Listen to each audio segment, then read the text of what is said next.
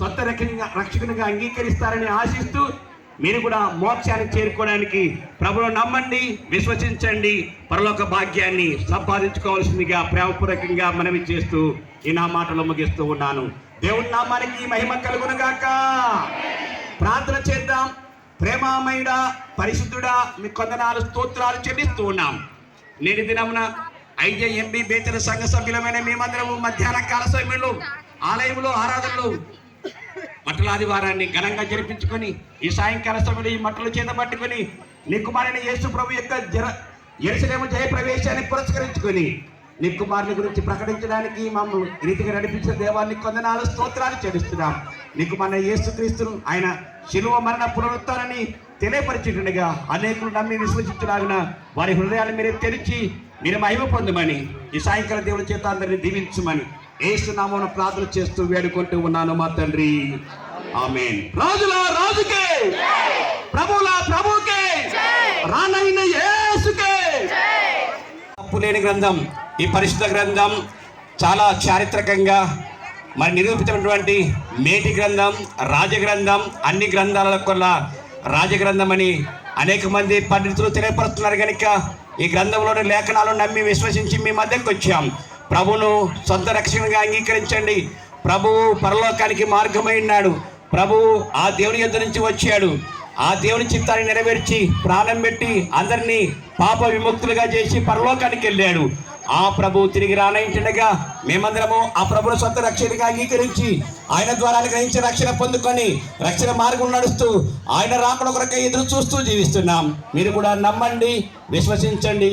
మోక్షాన్ని, పరలోకాన్ని, నిత్యత్వాన్ని స్వతంత్రించుకోవాల్సిందిగా ప్రేమపూర్వకంగా మీకందరికీ తెలియపరుస్తూ ఉంటున్నాం. దేవుడటి భాగ్యాన్ని మీకును మాకును మనందరికీ దయచేసి నిత్యరాజ్యాన్ని పొందుకునే భాగ్యాన్ని అనుగ్రహించి ఆశీర్వదించి నడిపించునుగాక. దేవుని నామానికి మహిమ కలుగునుగాక. ప్రార్థన చేద్దాం. ప్రేమమయుడా, పరిశుద్ధుడా, మీకు కొందనాలు స్తోత్రాలు చెల్లిస్తున్నాము నాయన.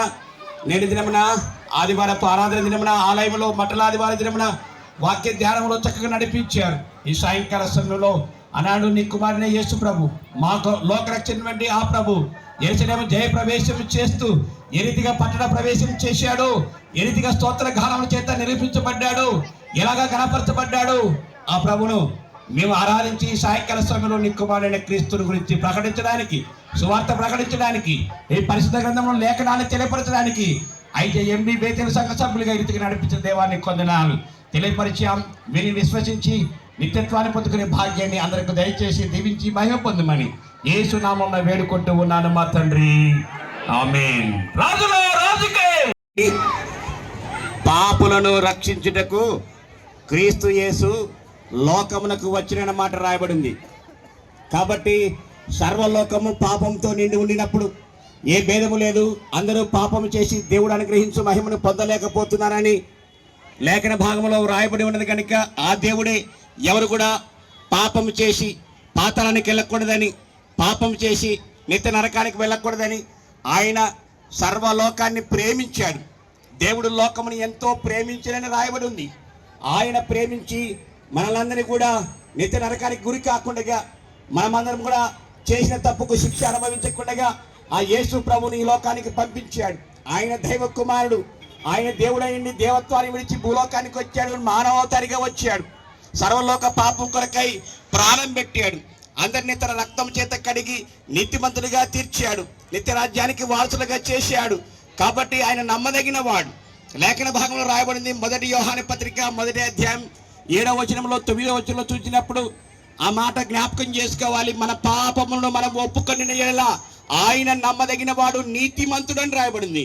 ఆయన నీతిమంతుడయ్యండి తన రక్తం చేత మనందరినీ నీతిమంతులుగా తీర్చి ఆ నిత్యరాజ్యానికి వారసులుగా చేశాడని ఈ పరిశుద్ధ గ్రంథం చెరవిస్తుండగా ఆ ప్రభువుని నమ్మిన మీరు కూడా నమ్మాలని, మీరు కూడా ప్రభువుని సొంత రక్షణగా అంగీకరించాలని, ఈ లోకంలో ఏది శాశ్వతం కాదని ఇది